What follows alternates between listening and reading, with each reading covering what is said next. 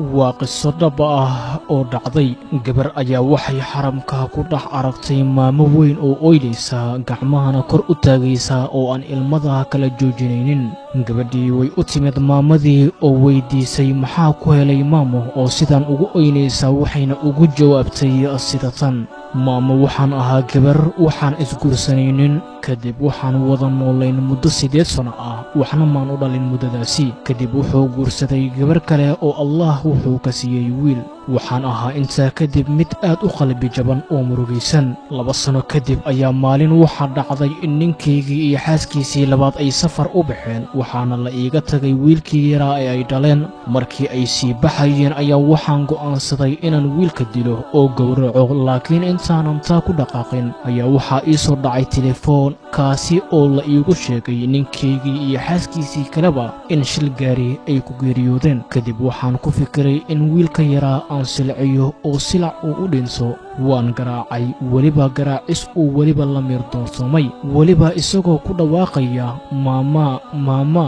waxaana ku dhex tuuray maqaasinka isagoo miirdoorsoomay. wuu soo naaxay saacado kadib isagoo leh maamo caano. haddana mar labaad ayaan garaacay ilaa uu ka miirdoorsoomay, waxaana ku soo xiray maqaasinkii mar labaad.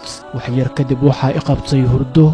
waan gam'ay, laakiin waxaan arkay riyo aan ka seexan waayey. hurdadaasi kadib waxaan arkay anigoo la i cadaabayo, qalbigayga lagu shubayo dhagaxaan naar ka samaysan, gacmahaygana budad naar ah lagu garaacayo. mar qura ayaan soo booday, waxaan maqlay saqiirkii oo cod hoose ku leh maamo biyo. anigoo naxsan ayaa biyo siiyey oo caano yarna u sameeyey. muddo kadib wuu koray wiilkii, wuxuuna ii haystay weligii inaan hooyadiisa ahay. waan guursaday tiro 3 nin oo kala duwan, laakiin wax owlaad ah alla igama siinin. hadda waxaan ahay 68 jir, isagiina waa 32 jir. maantana qofka xajka ii keenay waa isaga, wuxuuna ileeyahay kelimadii markii aan garaaci jiray uu igu oran jiray maama. waxaan la ilmaynayaa sida aan yeeli jiray xanuunkeeda iyo sida uu ii wanaajiyey maanta oo aan cid kala haysan, iyo anigoo u sheegi karin sida aan ku samayn jiray markuu ahaa saqiirka. weligaa saqiir yaraha xasdin ama qof bani'aadan ahba ma ogid beri sida aad isku noqon doontaan. allow hooyooyinkeena barakeey,